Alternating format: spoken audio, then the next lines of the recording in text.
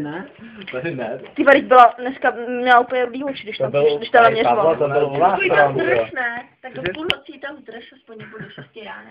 Máme klidně. Do 6 ráno, tak to nevím, co by musel Tak dělat. jestli vás takový, jak máte, tak jako tak, že jo. Kde se, když tady nahajete komedii, spinkáte v postýlkách, tak máme pokoj. No, my jsme jí hráli až do 1. Ona nám říká návod, jak chlastat normálně. Pájo, makej, pořádně. Pavlo, to bylo, to vlítnul na váš pokoj Rom, že jo, sedmičky. Jo, že jsem na to nezapomněl, tak brečeli druhý den se nás půdali.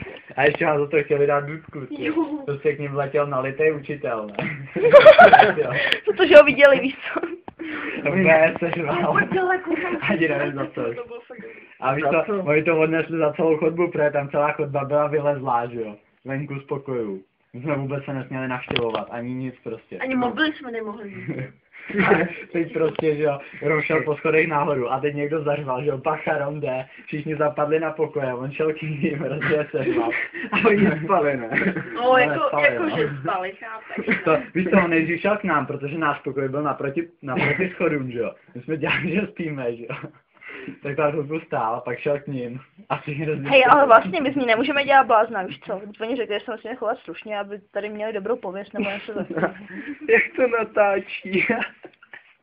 Ne, víš co, my jsme neměli dokumentovaný to, jak Péťa vystřihovala ten koberec, tak aspoň to vymazala, jo. Ale fakt úplně s tou chladnou hlavou, ne, prej. Musíme ho vystřihnout od někatína. Jak běžel do toho rohu. Ale chápeš, že se ještě vypálili do prostředka koberce, nebo já jsem to vypálila. Já bych vám ráda pomohla, kdyby se mi tak nechtělo blejtinka. To se tam měli, ty. No, to bylo šílený, tam bylo tolik variant. To fakt, jsem to míchala se všem. To jsi měl vidět, ale my jsme šli v jednu po evropský. Dan tam šel s náma ještě, že jo? Dan, já, Péťa, Pája. No. Se tam potkali nějakýho, co to byl, Ukrajinec nebo kdo to byl? Rus. Ne. A Pája s tou s ním neobjímala, víš co, ty, že ho ráda vidí, že ho ani nezná, víš co, to máš jedno. Ne, protože jsem mě kamarád naučil to privět, ne, jsem to využíval.